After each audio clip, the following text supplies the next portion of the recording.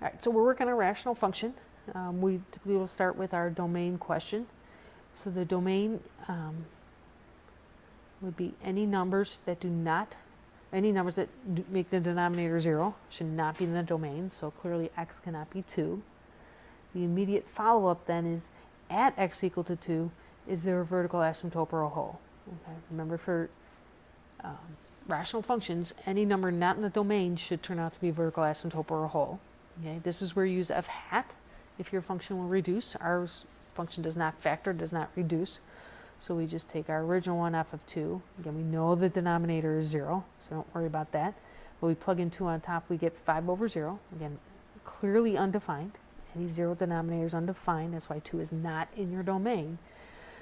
But because we turned out to be a non-zero number over 0, 5 over 0, 6 over 0, negative 10 over 0, anything but 0 over 0 means you have a vertical asymptote. So we have a vertical asymptote at 2. All right. Moving on now, we talk about either a horizontal asymptote or oblique asymptote. Keep in mind there might be neither. All right. This has nothing to do with what the domain would be or anything like that. It's long-term behavior. It's when you're looking at the degrees. Okay, so the degree on top is 2, degree on bottom is 1. That means the top goes much faster, grows much faster than the denominator. Okay, so your n should go off to infinity or negative infinity, which means it's not horizontal. Okay, it doesn't go to a number. The top is bigger, so it goes to infinity and negative infinity. But because it's 1 degree higher on top, we can divide it out and get a linear or oblique asymptote. Okay, so we just work out the division. So again, our problem is just x squared plus 1. Sorry, let me write this over here. X squared plus 1, there's a little space there because I have a 0x, divided by the x minus 2. Okay, keep in mind you could also do synthetic on this. Okay, so x and x squared is x. Multiply, subtract, you get positive 2x. Bring down the plus 1. X into 2x is a 2. Again, multiply, it's 2x minus 4, sorry. Subtract, your remainder is 5. Okay, so again, what does this mean? Well, remember, this is just another way to write our original function. So we wrote it as x squared plus 1 over x minus 2. When you work out the division, it turns out to be this, okay, which means in the long run, this piece will go to 0. So for big x's, right, this piece approaches 0. Okay, so for very positive x's, very negative x's, at the ends of the graph, our graph will look a lot like the line y equal to x plus 2. So that's an oblique asymptote. Okay. All right, since we have an oblique asymptote, we say, does it cross? So we want to solve, does our function ever equal the oblique asymptote? Okay, so we have x squared plus 1 or x minus 2, does that equal x plus 2? We're just trying to solve that.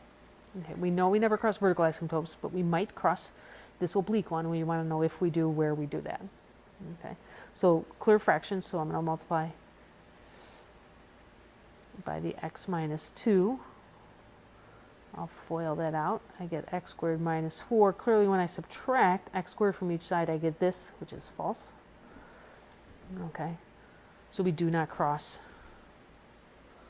the oblique asymptote. That has no solutions. Okay, and then one more piece of information before we try to graph here. Intercepts.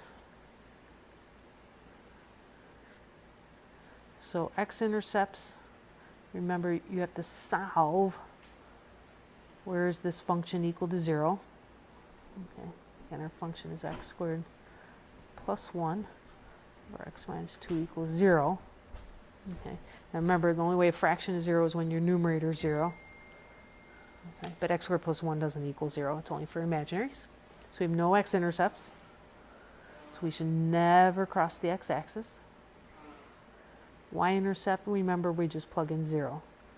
So we evaluate f at 0. If we plug in 0, we get 1 over negative 2.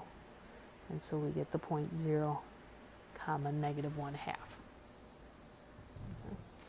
So we take this information and draw our graph.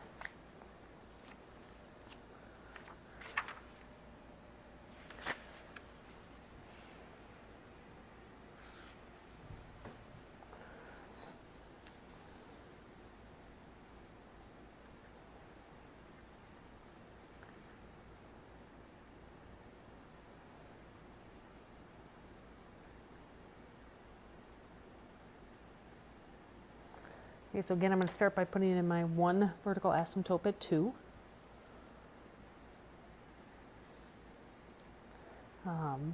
We also have an oblique one at y equal to x plus 2. So remember, your intercept, y equal to x plus 2, is 2 and slope is 1. So we should be about right here.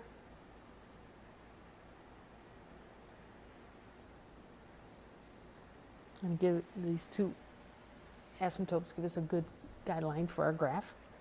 Okay. We never cross the asymptote. We do have one point here at 0, -1/2. Okay. Remember, we never cross the x-axis.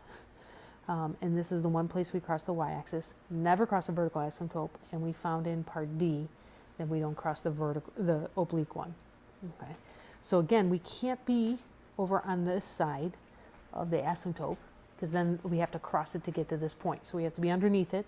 Remember, you can't cross the x-axis. We have no x-intercepts. So we have to stay below the x-axis all the time. So probably something that looks like this. Okay. And then again, we can't be down here coming up like this because we crossed the x-axis. We're not allowed because we found in part E there is no x-intercepts. So we have to be up here. And then again, we can't cross the oblique. We also found that out in part D. So we just are somewhere right like that. Okay.